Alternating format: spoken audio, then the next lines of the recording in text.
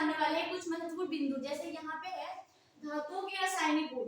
तो यहाँ हम बात करने वाले हैं धातुओं के रासायनिक गुण। इसके गुण क्या होते हैं? रासायनिक गुण इससे इन तीनों क्रियाओं से भी इसका क्या होता है? रासायनिक गुण होते हैं। और दूसरा हम जानेंगे रासायनिक आयनिक यौगिक।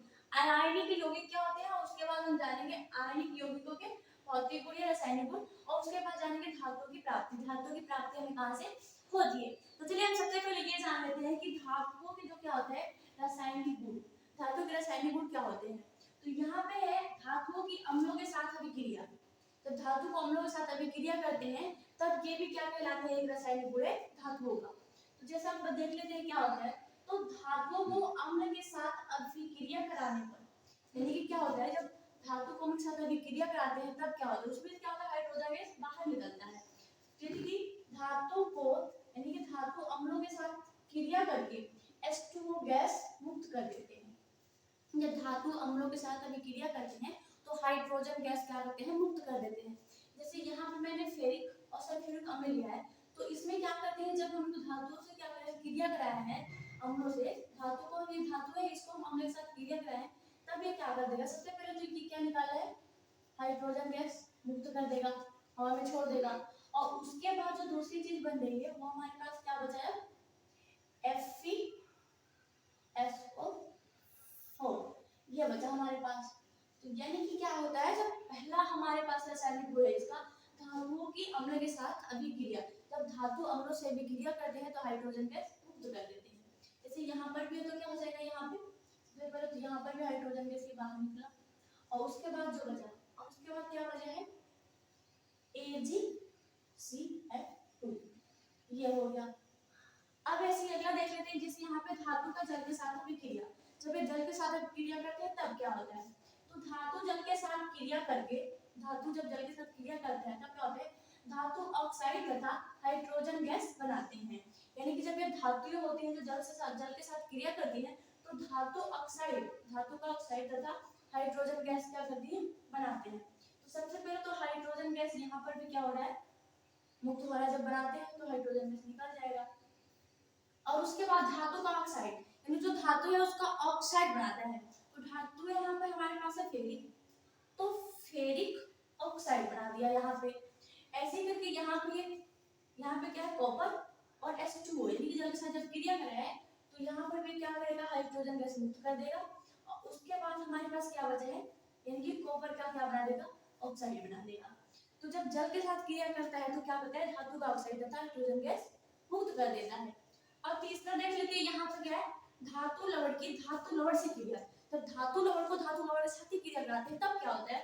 तो यहाँ पे देखिए धातु लवण की धातु लवण से क्रिया कराने पर धातुएं परस्पर अवयवों को स्थानांतरित हो जाती हैं।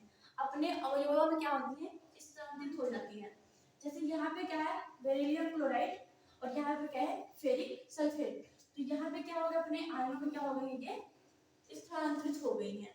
तो ये रहा धातुओं की अम्लों के साथ अभिक्रिया, और धातु का जल के साथ अभिक्रिया, और धातु लवण को धातु लवण के साथ अभिक्रिया। तो ये जो तीनों प्रकार हमने बताया है, तो ये क्या है? धातुओं के रासायनिक गुण है।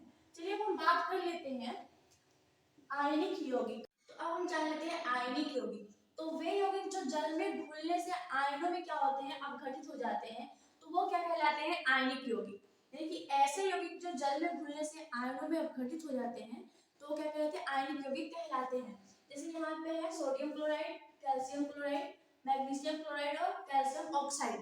ये सब क्या है? जल में घुल जाते हैं, घुलने में अपघटित हो जाते हैं आयनों में, इसलिए क्या कहते हैं? आयनिक यौगिक कहलाते हैं। अब हम बात कर लेते हैं आयनिक यौगिकों के भौतिक गुण। इनके भौतिक गुण क्या होते हैं? तो पहला है आयनिक यौगिक ठोस अवस्था में पाए होते हैं, ठोस अवस्था में पाए जाते हैं, और तथा हल्के कठोर होते हैं, हल्के कठोर होते हैं और ठोस अवस्था में पाए जाते हैं। और दूसरे क्या है? इन यौगिकों पर दाब डालने से, इन यौगिकों पे यदि हम दाब डालें तो छोटे छोटे टुकड़े में क्या होते हैं? टूट जाते हैं, छोटे छोटे टुकड़ों में टूट जाते हैं। तो इस गुण को हम क्या कहते हैं? भंगुरता कहते हैं। और अगला देख लेते हैं क्या है? इनका क्वथनांक व गलनांक, इनका गलनांक व क्वथनांक बहुत अधिक होता है। और देख लेते हैं तो इनमें धन एवं ऋण आयनों के बीच प्रबल वैद्युत संयोजक बल होता है, इसलिए इन्हें क्या कहते हैं? वैद्युत संयोजक भी कहते हैं।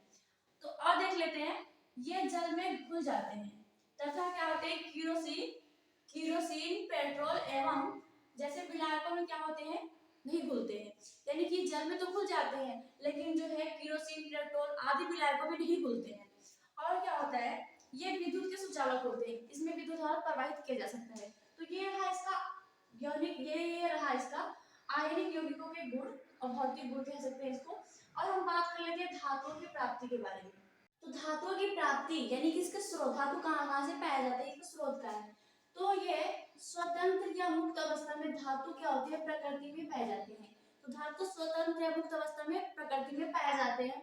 जैसे ये हो गया सोना चांदी आदि, ऐसे करके क्या होते हैं स्वतंत्र अवस्था में पृथ्वी के क्या आते हैं प्रकृति में पाए जाते हैं।